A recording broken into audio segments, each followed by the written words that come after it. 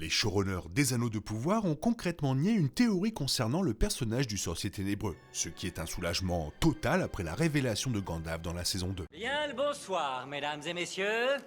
Nous sommes l'animation de la soirée.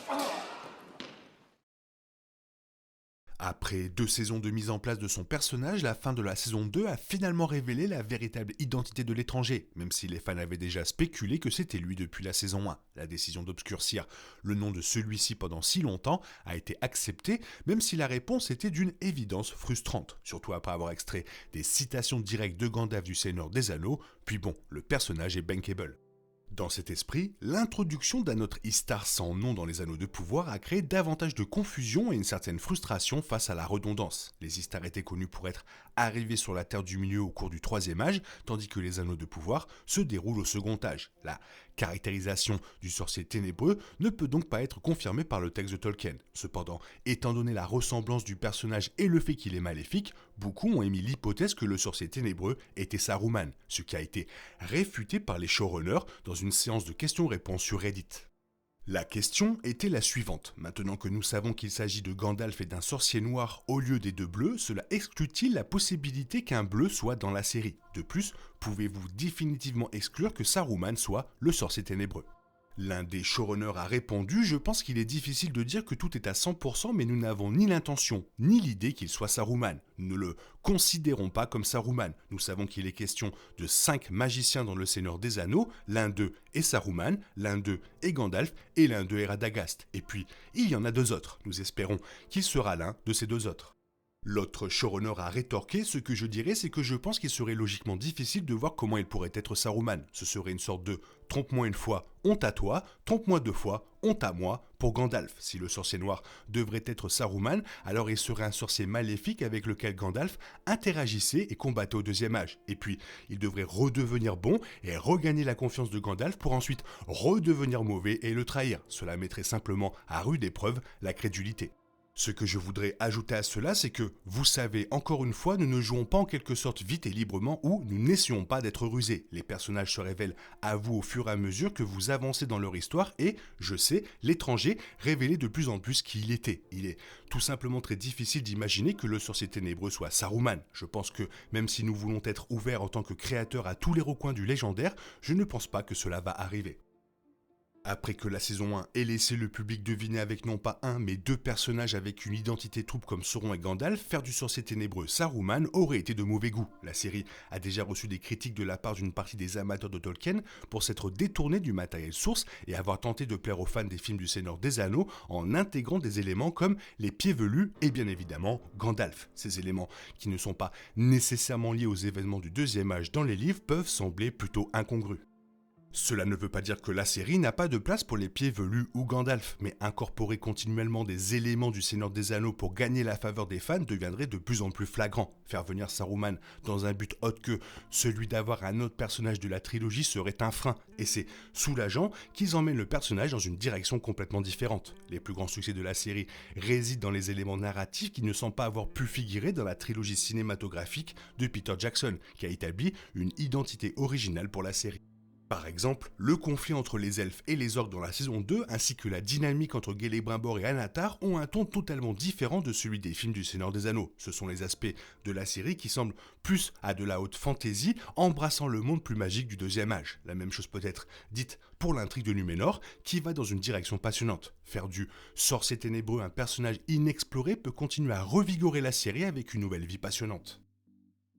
Après avoir passé 16 épisodes à teaser la possibilité que l'étranger était Gandalf pour ensuite révéler qu'il était en réalité Gandalf, il est compréhensible que les téléspectateurs soient légèrement fatigués de ces minables mystères. C'est un élément narratif qui peut très bien fonctionner avec une planification décente et une intrigue intelligente, mais le problème dans la série était que les 2 personnages mystérieux étaient exactement ceux que le public attendait d'eux. Alors que certains espéraient des possibilités extravagantes avec l'étranger, il était toujours douloureusement évident qu'il allait être Gandalf.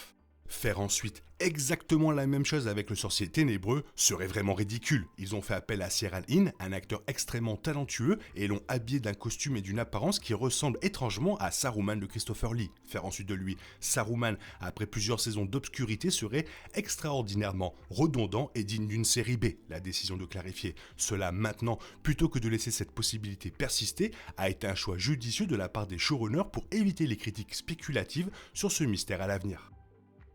Faire apparaître Gandalf et avoir un impact majeur dans le deuxième âge est déjà un peu exagéré, mais incorporer Saruman ne fonctionnerait tout simplement pas. Tout l'effet de l'arc de Saruman dans les films est qu'il est perçu comme un allié de Gandalf jusqu'au moment de sa trahison dans la communauté de l'anneau. Non seulement il est devenu jaloux de Gandalf au fil du temps, mais sa perception du pouvoir est tellement déformée qu'il croit qu'il n'y a aucun moyen possible de vaincre Sauron et décide qu'il doit le rejoindre à la place. Donc, en mettant cela en perspective, le sorcier noir étant Saruman, il aurait déjà été mauvais au deuxième âge, il aurait alors dû convaincre Gandalf qui n'était pas méchant, regagner complètement sa confiance, puis le trahir à nouveau au troisième âge, comme le dit le showrunner dans la séance de questions-réponses. Cela mettrait simplement la rude épreuve à la crédulité. Les showrunners conviennent que ce choix narratif semblerait radicalement embêtant, ce qui devrait, espérons-le, apaiser certains opposants qui s'inquiètent d'une potentielle tournure avec Saruman.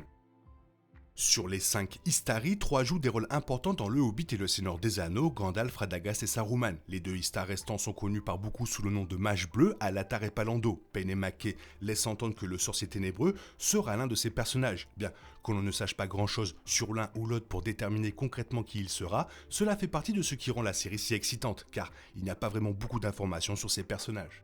Le but des Istari était qu'ils étaient des maillards envoyés sur la Terre du Milieu pour aider à vaincre Sauron. Tout ce que l'on sait des magiciens bleus, c'est qu'ils ont voyagé vers l'Est dans des régions comme Rune et Kand en compagnie de Saruman. Tandis que le sorcier blanc revenait du voyage, les sorciers bleus restaient à l'Est et leur sort n'a jamais été révélé dans les écrits de Tolkien. Surtout, ils ne sont pas restés fidèles à leur objectif de vaincre Sauron et il est possible qu'ils aient formé des cultes magiques, ce qui correspond aux sorciers ténébreux dans les Anneaux de pouvoir.